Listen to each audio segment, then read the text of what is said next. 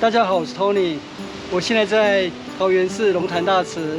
我们今天要来造访中肇镇文学生活园区。园区包括了龙潭国小日式宿舍，还有武德殿。2年前来的时候，园区没有开放，所以今天特地选择假日前来，希望可以顺利参观。现在上午8点钟，还有1个小时才开馆，所以我们就先逛逛龙潭大池环湖步道，待会再去造访中肇镇文学生活园区。我们从南天宫出发，前面就是龙潭大池吊桥。这座吊桥今年上半年才刚重新整修过。龙潭大池也是龙潭地名的起源，早期又称灵潭，后来演变成龙潭。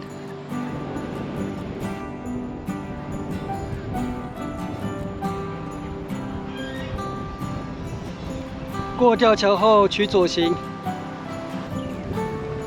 我们就绕半圈龙潭大池。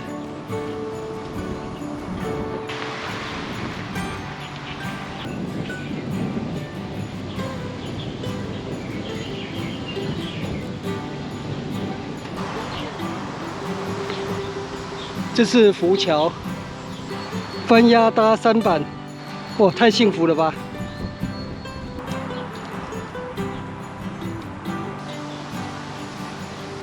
前面是戏水区，目前没有开放。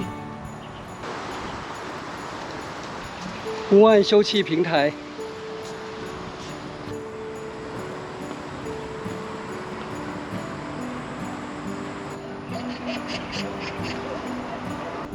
前面是龙舟广场。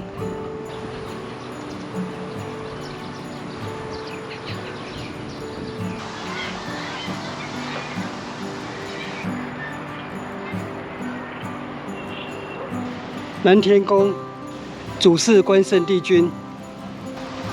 冬瓜大好做菜，咸菜细好上台。当归大好做菜，咸菜细好就台。冬瓜大好做菜。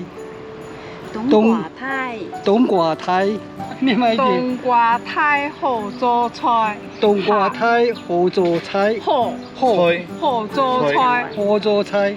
鹹菜色好上台。鹹菜色好上台。好上台。好上台。山声啊，台湾的台。哦，台。好上台。好上台。好上台。好上台。好上台。好上台。对，三声呐。刚遇到客家阿嬷，现学了一下客家话。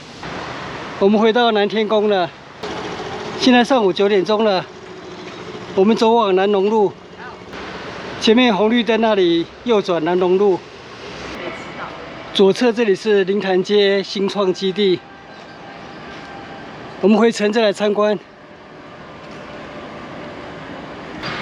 右侧这里就是龙潭国小、龙潭国民小学。前身是日本时代明治41年创立的龙潭皮工学校。南龙路5号，这是中肇镇先生曾经住过的宿舍。现在是南龙路11号，这里有几栋日式宿舍。中肇镇文学生活园区。这边有简介，宿舍群建于1937年，为丙种判任官宿舍，建筑以木造结构为主。我们就从第1间日式宿舍开始参观。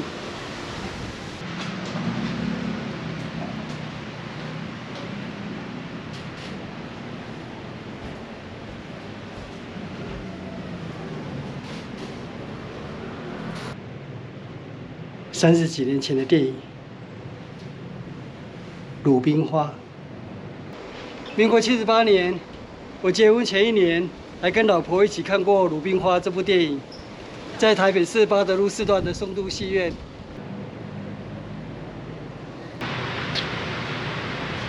钟肇政先生，我曾经见过钟肇政先生一面，那是在大学时代，我们的社团曾经邀请他到社团里面演讲，大概是在民国70年吧。这是古井，因为学校扩建，现在只剩下半边井。围墙那边就是龙潭国小。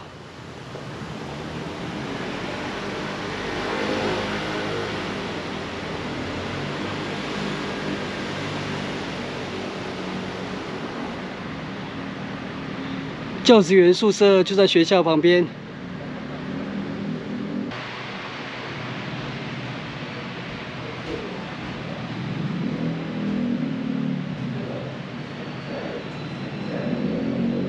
跨语言的艰困学习，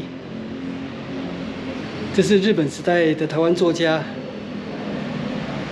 从啊いうえお变成波波摩佛。历经一种艰困的语言学习的过程。就文学家，然后互相写信，汇集在一起以后，然后弄成一个类似报章杂志，然后再分送出去，大家分享，所以这叫文友通讯。文友通讯。这些都是以前他们那些。这是钟肇政先生的墨宝。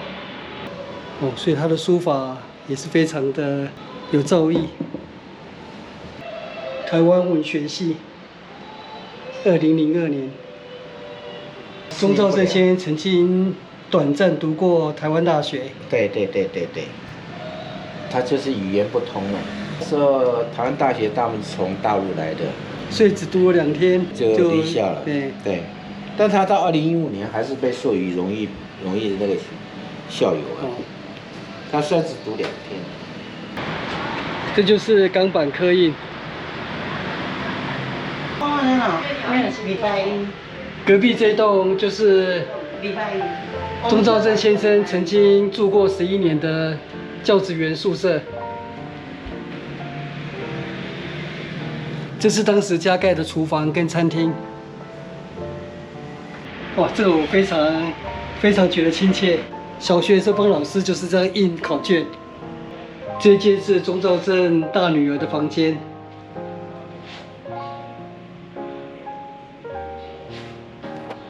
那这里是钟肇政父母与长子的房间。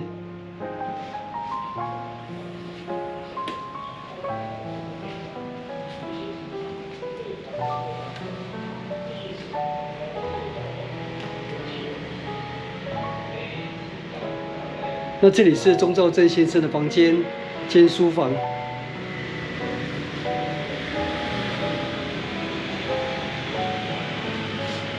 那里是入口玄关。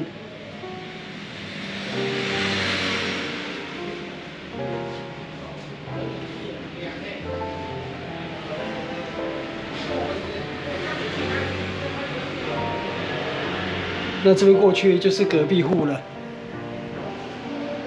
这是鸟笼，当时钟肇政先生的夫人钟张九妹在宿舍里面养10姐妹。民国60几年，我国中的时候也养过10姐妹，所以在当时养10姐妹是一种风潮。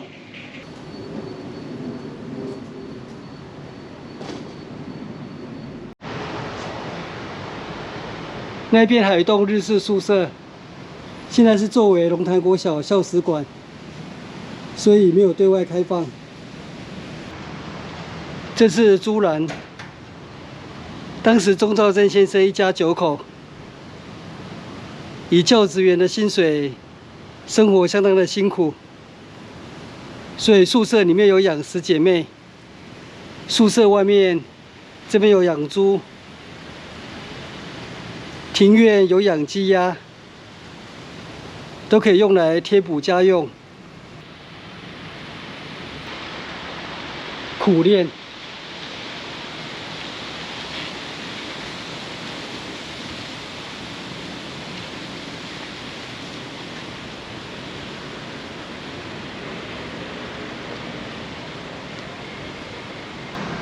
我们现在离开日式宿舍区，前往龙潭武德殿。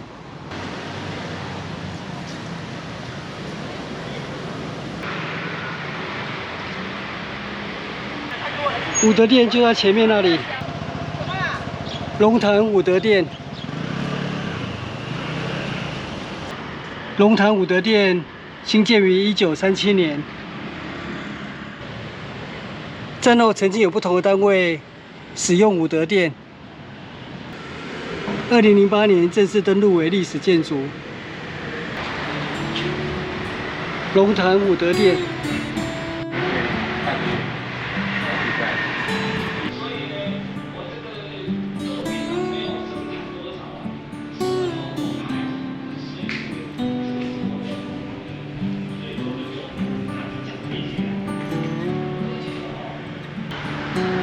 这边有闭馆公告，10月1日到10月12日，因为进行特展施工，所以暂时关闭。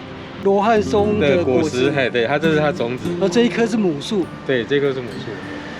罗汉松，那棵也是日本时代武德殿时期种植的。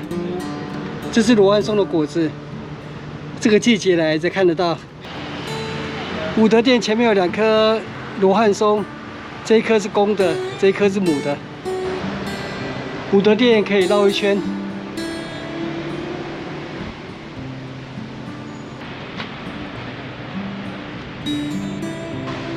武德殿目前的地基比当初兴建的时候已经高出30公分。在修复期间，发现原有旧筑物的旧有泉走遗址。泉走不是让狗狗走的通道，而是排水的作用，避免雨水落下时扬起的泥沙飞溅到墙壁上。旁边是停车场，我16年前就只能站在停车场这里，在围栏外欣赏龙潭武德殿。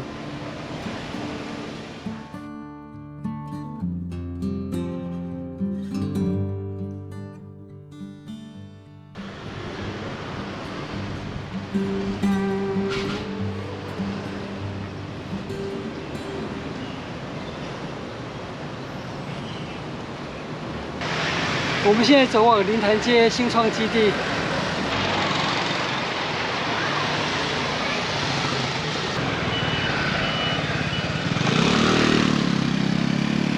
灵潭街新创基地，原本龙潭的第一市场，荒废多年之后，后来在一些年轻人的努力之下，转型成为灵潭街新创基地。星期天上午接近11点钟，很多店家都还没开始营业，没什么远大理想，只希望这里变得更好。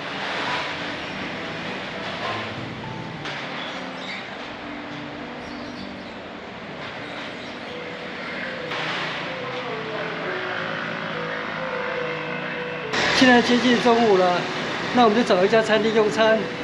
我们今天的龙潭中兆镇文学生活园区之旅就到这边结束，谢谢收看，我们下次见，拜拜。